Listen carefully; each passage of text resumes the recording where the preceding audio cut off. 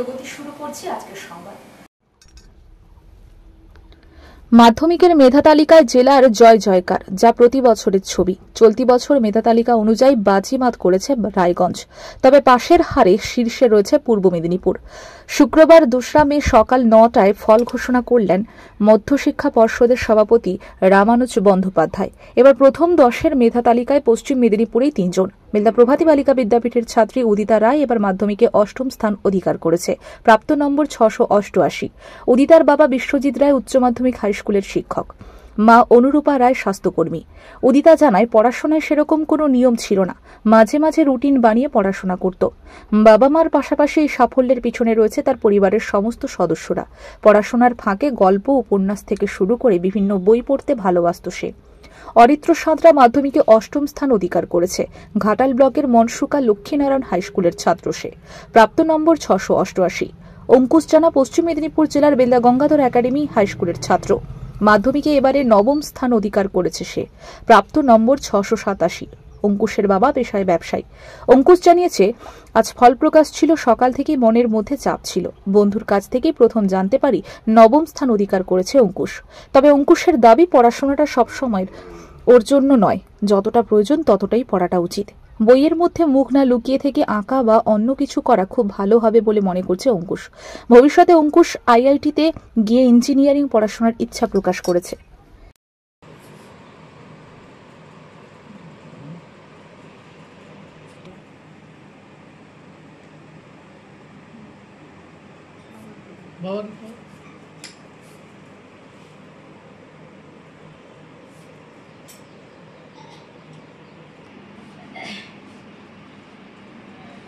এইখানে আছে, এই তো পিছন দিক দিয়ে গেলে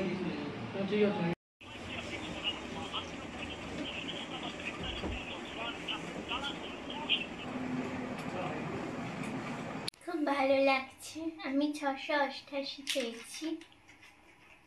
তুমি কিভাবে পড়াশোনা করতে? সেরকম কোনো নিয়ম ছিল না, যেদিন যেমন মনে হতো সেরকম পড়তাম। মাঝে মাঝে রুটিনও বানিয়েছিলাম পড়ার, কিন্তু সবসময় মেনে চলতে পারতাম না। এর পেছনে কারা তোমাকে সাহায্য করেছে? আমার বাবা, মা, বোনু, ঠাম্মা, দাদু আর পরিবারের সবাই, স্কুলের মিসেরা, স্কুলের ম্যাডাম এবং স্যারেরা সবাই আমাকে খুব সাহায্য করেছেন। পড়াশোনার ফাঁকে তুমি কি করতে ভালোবাসো? আমি বই পড়তে ভালোবাসি, যে কোনো বই, গল্প, উপন্যাস, কবিতা, এছাড়াও যত ধরনের বই আছে সবই পড়তে ভালোবাসি। তুমি কিভাবে জানলে যে 8ম হয়েছে? আমি টিভিতে মাধ্যমিকের ফল প্রকাশের সময় শুনলাম আমার নাম। তুমি এরপরে কি নিয়ে পড়তে চাও? আমি এরপরে কিছু ভেবেছো কি নিয়ে পড়বে? আমি রিসার্চ লাইনে যেতে চাই। তোমার বাবা মা কি করেন? আমার বাবা থারিনা হাই স্কুলের শিক্ষক আর মা নার্স। কেমন লাগছে যদি আরেকবার বলো? খুব ভালো লাগছে। বাড়ির সবাই কতটা খুশি তোমার এই রেজাল্টে? খুব খুশি। তুমি এরপরে মানে কি বলতে চাইছো, যারা মাধ্যমিক দেবে তাদেরকে উদ্দেশ্যে কি বলবে? আমার যখন মাধ্যমিক পরীক্ষা এগিয়ে আসছিল তখন আমার প্রচণ্ড ভয় লাগতো, সেই ভয়টাকে আমি কিছুতেই কাটাতে পারতাম না। কিন্তু যখন প্রথম দিন পরীক্ষা দিতে যাই তখন আমি ভেবেছিলাম আমি জীবনে একবারই তো মাধ্যমিক দেব, ফল যাই হোক না কেন এই পরীক্ষাটাকে আমার উপভোগ করা উচিত। তোমার নাম? উদিতা রায়। প্রাপ্ত নম্বর কত পেয়েছো? 688।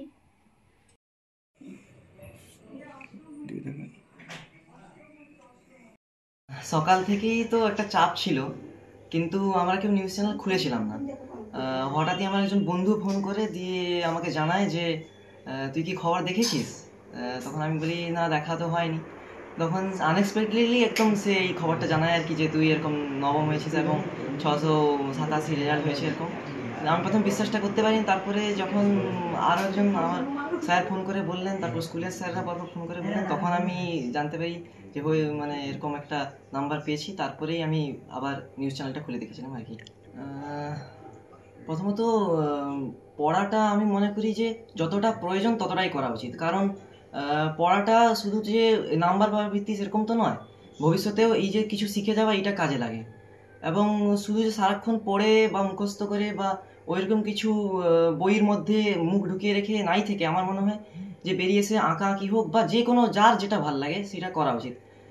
আমার যেরকম আঁকা আঁকি ভাল লাগে কখনো, এবং আমি যে বলবো যে মোবাইল থেকে পুরোপুরি ডিটেলস পেতে সেরকমও না, মোবাইলের নানা বিনোদনমূলক জিনিসের সঙ্গেও যুক্ত থাকতে আমি বলবো, এবং বিভিন্ন সময় খবর দেখতে, দেশ দুনিয়ায় কী চলছে সেগুলোও দেখতে যেরকম দরকার সেরকম পড়াশোনাটাও দরকার। কি হতে চাও? আমি যেই মেন্স তারপর অ্যাডভান্স ক্লিয়ার করার পর তো আইআইটিতে গিয়ে ইঞ্জিনিয়ারিং লাইনে যেতে চাই এখন। তবে পুরোপুরি এখন পেশাটাকে আমি ঠিক করতে পারিনি যে কি হতে চাই আর কি ভবিষ্যতের জন্য। প্রাপ্ত নম্বর কত তোমার? আমি প্রাপ্ত নম্বর আমার হচ্ছে 687। নাম? নাম অঙ্কুশ জানা। আগামী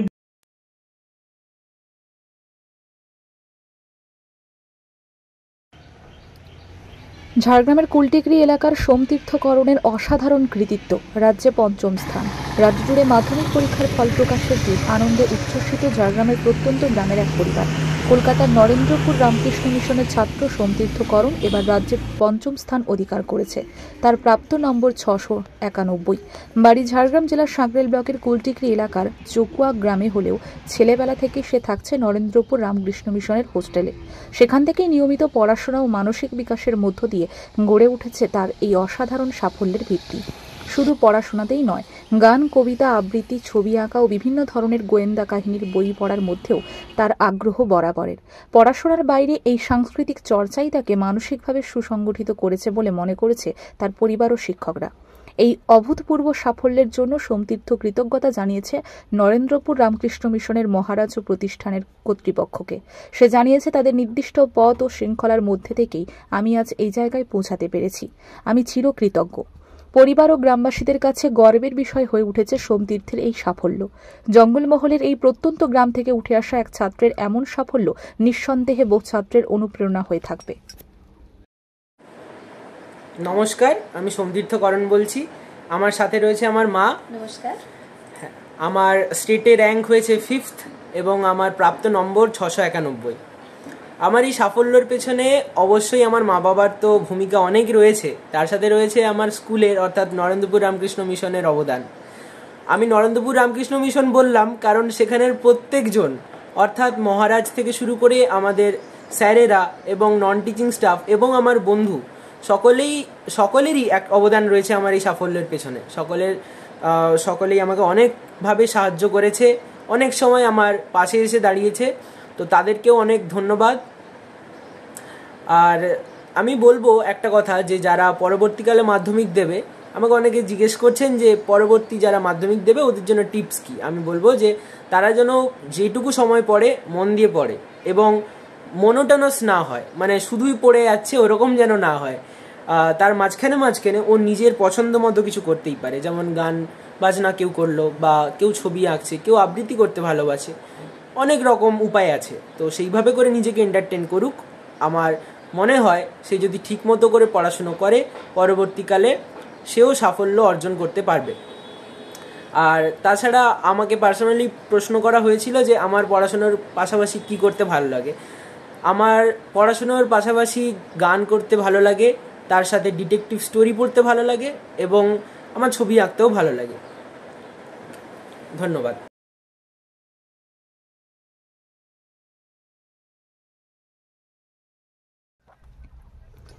মুখ্যমন্ত্রীর নির্দেশকে অমান্য করে গোপীবল্লভপুর থানার পুলিশ প্রশাসনের নাকের ডোগায় প্রকাশ্যে গোপীবল্লভপুরের সুবর্ণরেখা নদী থেকে চলছে অবৈধভাবে বালি পাচার। কখনো বালি বোঝাই গাড়ির নাম্বার প্লেট নকল করে বালি পাচার করা হচ্ছে, আবার কখনো নকল বালি তোলার অনুমতিপত্র ব্যবহার করে দেদার চলছে অবৈধভাবে বালি পাচার। এবার মুখ্যমন্ত্রী মমতা বন্দ্যোপাধ্যায়ের কড়া সতর্কবার্তার পরও অবৈধ বালি পাচার রোধে নয়াগ্রাম থানার পুলিশের বড়সড় সাফল্য। গোপন সূত্রে খবর আসে নয়াগ্রাম থানার পুলিশের কাছে, নকল বালি তোলার অনুমতিপত্র ব্যবহার করে গোপীবল্লভপুরের সুবর্ণরেখা নদীর বালি খাদান থেকে অবৈধ বালি বোঝাই ট্রাকগুলি রমরমিয়ে অবৈধভাবে বালি পাচার হচ্ছে। বৃহস্পতিবার রাতে খবর পাওয়া মাত্র নয়াগ্রাম থানার আইসি সুদীপ ঘোষালের নেতৃত্বে বিশাল পুলিশ বাহিনী নয়াগ্রাম থানার নয়াগ্রাম কালী মন্দির চত্বরে রাজ্য সড়কের উপর নাকা চেকিং চালিয়ে অবৈধ 4টি বালি বোঝাই ট্রাককে আটক করল পুলিশ। সেই সঙ্গে ঘটনায় 4 জন গাড়ির চালককে গ্রেপ্তার করে পুলিশ। শুক্রবার অভিযুক্ত গাড়ির চালকদেরকে ঝাড়গ্রাম আদালতে পেশ করে নয়াগ্রাম থানার পুলিশ। অভিযুক্তরা হলেন অমরজিৎ বেরা, বাড়ি বেলিয়াবেড়া থানার ভামাল গ্রামে; দুঃখীরাম বাগ, বাড়ি বেলিয়াবেড়া থানার আশকোলা গ্রামে; রঞ্জিত মাইতি, বাড়ি পূর্ব মেদিনীপুরের খিচুড়ির জঙ্কা গ্রামে; অবনীন্দ্রনাথ সিংহ, বাড়ি পূর্ব মেদিনীপুরের বিশ্বনাথপুরে। পুলিশ সূত্রে জানা গেছে, ইতিমধ্যে বালি বোঝাই গাড়িগুলির বিরুদ্ধে লিগ্যাল অ্যাকশন নেওয়া হবে। বালি বোঝাই ট্রাকগুলির কাছে কোনো রকম অনুমতি ছিল না, নকল বালি তোলার অনুমতিপত্র ব্যবহার করা হয়েছিল।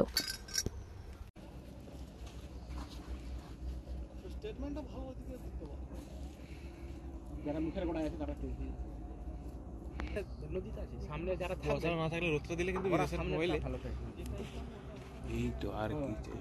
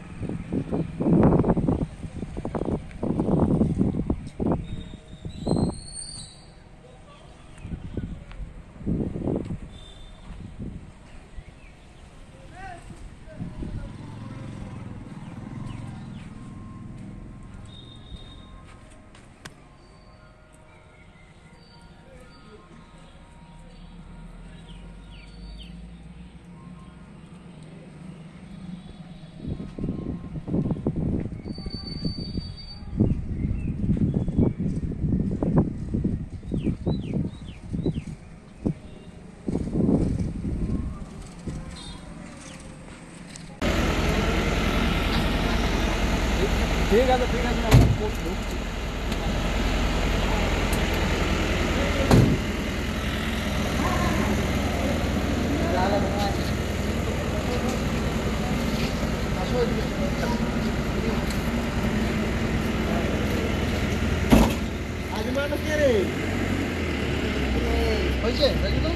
সিওর ছবিটা দেয়নি তো, সিওর ছবিটা পাঠায়নি আমাকে।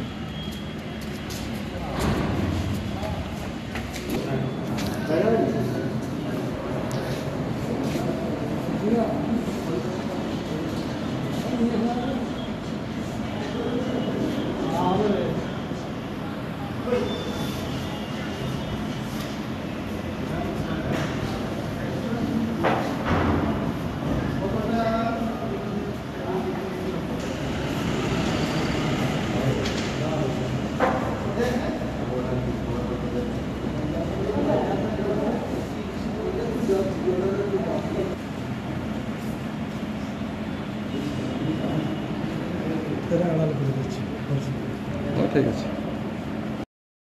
এই যে গোপীবল্লভপুরের সুবর্ণরেখার নদীতে চলছে রমরমিয়া বালি পাচার, কি বলবেন? আমরা তো খবরে প্রায় দেখছি, শুনছি, দেখছি, হ্যাঁ, যে আজ এখানে গাড়ি ধরা পড়ছে, কাল সেখানে গাড়ি ধরা পড়ছে, কালকে গতকাল নয়াগ্রামে গাড়ি ধরা পড়েছে, পরশু দিন আপনার 4টে গাড়ি ধরা পড়েছে এই যে নয়াগ্রামে, কালকে আচ্ছা বেলাবাড়িতে গাড়ি ধরা পড়েছে। বিভিন্ন ক্ষেত্রে দেখা যাচ্ছে যে গাড়িগুলোর ওই যে বালি নিয়ে যাচ্ছে তার সিওটাই হচ্ছে ডুপ্লিকেট, বা অনেক সময় দেখা যাচ্ছে একই নাম্বারে 4টে গাড়ি যাচ্ছে, নাম্বার প্লেট চেঞ্জ করে যাচ্ছে। এটা তো ঠিক নয়। বালি খাদান চলুক, নিয়মিতভাবে বালি খাদান চলবে, সরকারের আইন মেনে বালি খাদান চলবে, কোনো অসুবিধা নেই। বালি খাদান চলবে, সরকার রয়্যালটি পাবে, এটাই তো ঠিক হওয়া উচিত না? এতে সরকার যেমন রয়্যালটি মানে ইয়ে হচ্ছে, অবৈধভাবে ব্যবসা চলছে, হ্যাঁ, এটা তো ঠিক নয়। কি শুনছেন, কোন খাদান থেকে এই রমরমিয়া চলছে, এই যে নকল ডুপ্লিকেট সিও ব্যবহার করা হচ্ছে? শুনলাম পাশেই একটা খাদানের নাম দিয়ে দেখলাম যে, কি নাম? নামটা আমি বলতে চাইছি না, হ্যাঁ, কারণ দেখলাম পাশে একটা খাইয়ে দিয়ে তার শুনলাম যে এই গোপীবল্লভপুরে আছে, হ্যাঁ, কোনো গোপীবল্লভপুরের পাশাপাশি কোনো জায়গার দিয়ে খাদান থেকে ডুপ্লিকেট সিও দিয়ে থাকছে, হ্যাঁ, এটা ঠিক না। ডুপ্লিকেট সিও এখন যাবে। প্রশাসন কি বিষয়টা জানে, কি মনে করছেন? প্রশাসনের উচিত সেটা চেক করা, প্রশাসনের দেখা উচিত, যাতে সরকার রয়্যালটি পায়। সরকার রয়্যালটি পেলে তো আমাদের লাভ না, সরকারের লাভ, আমাদের লাভ, জনগণের লাভ। এখানে কি প্রশাসনের কোনো গাফিলতি বা প্রশাসনের সাথে কি যুক্ত, কি মনে করছেন? না, অবশ্যই প্রশাসন যুক্ত কিনা জানি না, তবে মনে হয় প্রশাসন এটা ভালো করে গাফিলতি আছে, ভালো করে দেখা দরকার আছে, যাচ করা দরকার আছে যে কীভাবে এটা চলছে। আপনারা কি চান? আমরা চাই যে সরকার রয়্যালটি পাক, আর যেমনভাবে বৈধভাবে সব খাদান চলুক, হ্যাঁ, অসুবিধা নেই।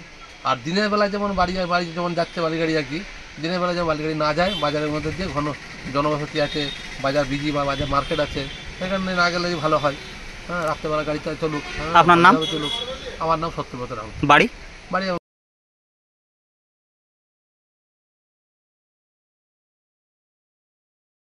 বিজেপিতে গিয়ে লাফালাফি শুরু করে দিচ্ছে হুনুর মতো।